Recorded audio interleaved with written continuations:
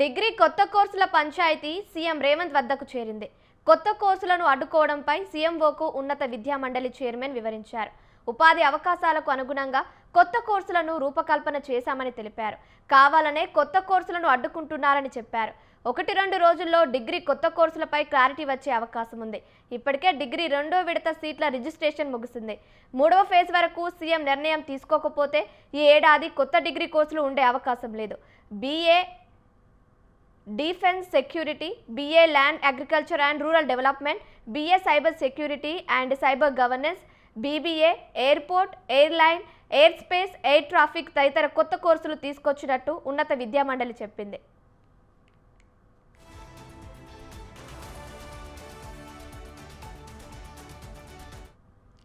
Right, ఇక దీనికి సంబంధించి మరిన్ని అప్డేట్స్ మా ప్రతినిధి అమర్ ఫోన్ ద్వారా అందిస్తారు. చెప్పండి అమర్. ఇంటర్ అయిపోయిన విద్యార్థులు డిగ్రీలో జాయిన్ అయ్యేందుకు కొత్త పంచాయతీ నెలకొందని చెప్పుకోవచ్చు. ఎందుకంటే సీఎం రేవంత్ రెడ్డి ఇప్పటికే కొత్త విద్యా వ్యవస్థలో టెక్నాలజీ పరంగా కొత్త విద్యా వ్యవస్థను అమలుకు రేవంత్ రెడ్డి శ్రీకారం చుట్టిన నేపథ్యంలో ఈ డిగ్రీ కొత్త కోర్సుల పంచాయతీ ప్రస్తుతం రేవంత్ రెడ్డి వద్దకు చేరుకుందని చెప్పుకోవచ్చు.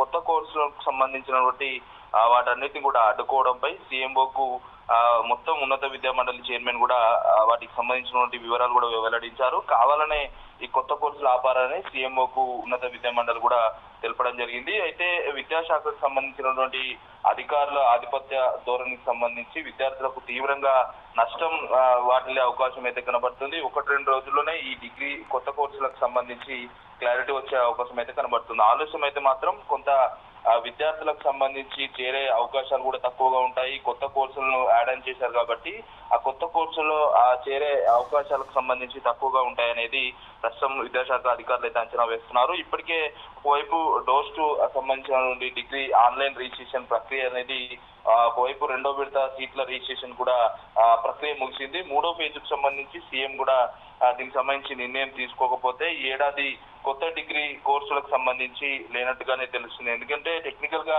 ఇప్పటికే సీఎం చాలా సార్లు కూడా సభల్లో మాట్లాడారు. టెక్నికల్ గా చాలా మంది నేర్చుకోండి, కోర్సు నేర్చుకుంటే ఉపాధి అవకాశాలు మెరుగ్గా ఉన్నాయి. జర్మనీ, జపాన్ మిగతా దేశాల్లో కూడా టెక్నాలజీ పరంగా చాలా ఉంది. ఇక్కడి నుంచే ఆన్లైన్ వేదికగా అన్ని కోర్సు ఉన్నటువంటి ఉద్యోగాలు కూడా చేసుకోవచ్చు అనే అంశాన్ని గతంలో సీఎం రేవంత్ రెడ్డి సభా వేదికలుగా చెప్పిన రేవంత్ రెడ్డి ఇప్పుడు దీనికి సంబంధించినటువంటి కొత్త పంచాయతీకి సంబంధించి ఎలా పరిష్కారం ఉండబోతుందనేది ప్రస్తుతం ప్రశ్నార్థకంగా మారింది. అయితే ఉపాధి అవకాశాలకు అనుగుణంగా ఉన్నటువంటి కొత్త కోర్సులకు ఇప్పటికే ఉన్నత విద్యా మండలి రూపకల్పన చేశామని కూడా తెలిపింది.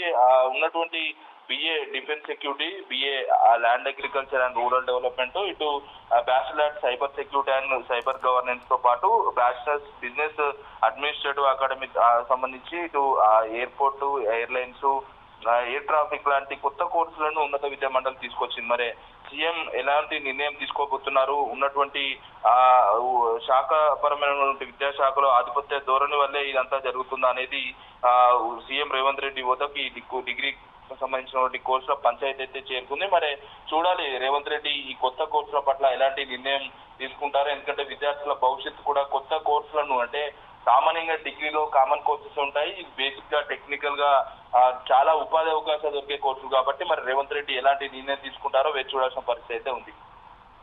Thank you Amar, thank you for the updates.